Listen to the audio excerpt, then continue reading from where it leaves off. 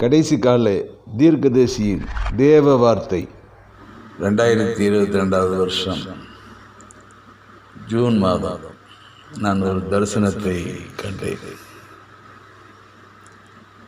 என்னுடைய சகோதரி அன்றைய தினத்திலே இறந்து விட்டார்கள். எனவே இரவு அல்லது விடிகாலை 3 மணி இருக்கும். அப்பொழுது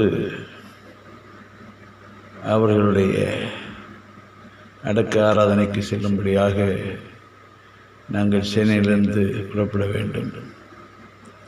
காலையிலே புறப்படலாம் என்று சொல்லி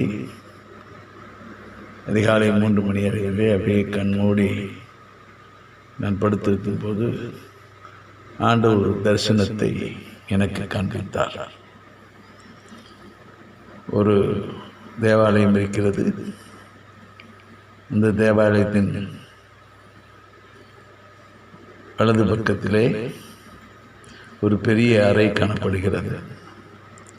அந்த அறையிலே மரித்த என் சகோதரி இருக்கிறார். நான் அவரோடு கூட பேசிக்கொண்டிருப்பது போல ஒரு தரிசனம். சகோதரியோடு கூட பேசிக்கொண்டிருக்கும் போது ஒருவர் அந்த ஆலயத்தின் வெளியே நின்று என்னை அழைக்கிறார். அங்கே சென்று அவரிடம் பேசிவிட்டு நான் திரும்பி வருகிறேன். அப்பொழுது இதை குறித்ததான காரியங்களை நடந்து கொள்ளும்படி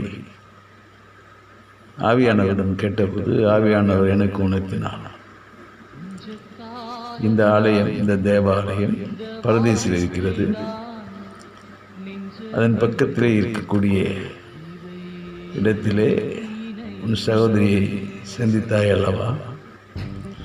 அதே போல ஒவ்வொரு ஆலயத்திலும், பரதேசிலே ஒவ்வொரு ஆலயத்திலும் பக்கத்திலும் அந்த ஆலயத்தின் அங்கத்தினர்களுக்காக அவர்கள் அங்கே இளைப்பாறுதலிலே தங்கும்படியாக அவர்களுக்கு அந்த ஆலயத்தின் பக்கத்திலேயே அறைகள் கொடுக்கப்படும் என்று சொன்ன தேவன். எனவே பூமியிலே வாழும் நாட்களிலே ஒரு சபையிலே நாம் உறுதியாய் நாட்டப்பட்டிருக்கும் போது அவர்கள் மரித்த பின்பு அதே திருச்சபைக்காக ஒதுக்கப்பட்ட சபையை சார்ந்த ஒரு ஸ்தலத்திலே தங்கியிருக்க முடியும் என்று சொல்லி வெளிப்படுத்தினார். இளைப்பாறுதலின் ஸ்தலம் அதுதான் என்று சொல்லி ஆண்டவர் அதை வெளிப்படுத்தினார். ஒருவன் என்னை அழைத்தார் அல்லவா? அவர் யார் என்று நான் கேட்டபோது அவன் ஒரு தேவ தூதன். நீ காண்பது பரதீஸ் என்பதை வெளிப்படுத்தும்படியாக அவன் உன்னிடம் பேசினான் என்று சொல்லி ஆகிய ஆவியானவர் அதை எனக்கு வெளிப்படுத்தினான். இந்த காரியத்தை அன்றைக்கு நான் தரிசனத்திலே அறிந்து கொண்டேன். இதிலிருந்து நான் விளங்கி கொண்ட காரியம், பூமியிலே நாம் ஒரு திருச்சபையிலே அங்கமாக இருக்கும்போது, எந்த திருச்சபையிலே நாம் அங்கமாக இருக்கிறோமோ அந்த திருச்சபைக்கென்று ஒதுக்கப்பட்ட இடம் பரலோகத்திலே நாம் தங்கும்படியாக நமக்கென்று அந்த திருச்சபையும் அந்த திருச்சபைக்காக ஏற்படுத்தப்பட்ட நாம் தங்கும் இடங்களும் அங்கே இருக்கின்றபடியினாலே இந்த பூமியிலே வாழ்கின்ற காலங்களிலே நாம் சபைக்குரியவர்களை விட்டுவிடவே கூடாது.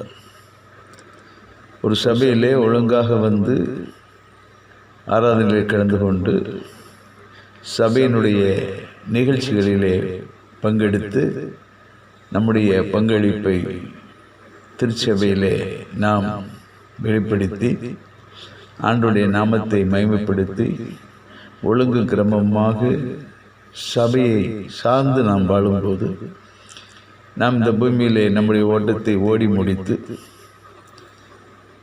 நாம் பரலோகம் போகும்போது நம்முடைய இழைப்பாதின் ஸ்தலமாகிய பரதேசிலே நாம் நிலைப்பெறுவதற்கு நமக்கென்று நம்முடைய திருச்சபைக்கும் நம் திருச்சபை சார்ந்த தங்கும் ஸ்தலங்களுக்கும் நாம் செல்ல முடியும். இந்த பூமியில் வாழ்கிற நாட்களிலே பிசாசு இப்போ கொண்டு வருகிற தந்திரமான செயல் என்னவென்று சொன்னால், அநேகர் சபைக்கு வராமலே நாங்கள் வீட்டிலே இருந்து தேவனை தொழுது கொள்கிறோம் என்று தொழுது கொள்கிறார்கள், அல்லது தொலைக்காட்சியில் வரக்கூடிய ஆராதனைகளை பங்கெடுத்து திருப்தி அடைந்து கொள்கிறார்கள். எனவே சபை குடிவதலை விட்டு விடுகிறார்கள். ஒரு சபையிலே அங்கத்தினராக இருப்பதையும் அவர்கள் விட்டு விலகி ஒதுங்கி விடுகிறார்கள். அதனால் அவர்கள் எப்படிப்பட்டவர்களாக மாறிப்போகிறார்கள் என்று சொன்னால், மார்க்கம் தப்பி அலைகிற நட்சத்திரங்களாக காணப்படுகிறார்கள். அவர்கள் மறித்த பின்பு அவர்களுக்கென்று ஒரு இடமில்லை. எனவே இதில் நாம் எச்சரிக்கையாக இருக்க வேண்டும். எந்த விதத்திலும் சபை குடிவதலை விட்டுவிடவே கூடாது.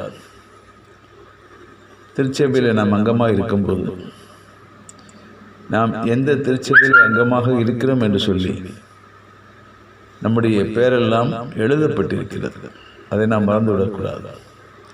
சங்கீதத்திலே எழுதப்பட்டிருக்கிறது, இன்னான் இன்னான் இதிலே பிறந்தான் என்று தொகையேற்றப்படும் என்று சொல்லி வேதம் நமக்கு வெளிப்படுத்துகிறது. எனவே நாம் ஒரு திருச்சபையில் அங்கமாக இருக்கும்போது அந்த திருச்சபையும் பரலோகத்தில் இருக்கிறது. அந்த திருச்சபை சார்ந்து நாம் பரதேசிலே வாழப்போகிற இடமும் அதை ஒட்டி இருக்கிறது. எனவே சபை குடியிருதலை விட்டுவிடாது நாம் உத்தமும் உண்மையாக சபை சார்ந்து நம்முடைய வாழ்க்கை பூமியிலே நடப்பிக்கும்போது நம்முடைய வாழ்வின் முடிவிலே பரலோகத்திலே நாம் இடம்பெறும்படிக்கு பரதீசிலே இளைப்பாறுதல் ஸ்தலம் நம்முடைய சபையிலே நமக்கென்று ஒதுக்கப்பட்ட அந்த ஸ்தலத்திலே நாம் வாழ முடியும். எனவே நாம் சபை குடிகளை விட்டுவிடாதிருப்போம். பரதேசிலே நமக்கென்று ஒதுக்கப்பட்ட நம்முடைய சபை சார்ந்த ஸ்தலத்திலே நாம் வாழும்படியான கிருபைகளை பெற்றுக்கொள்வோம்.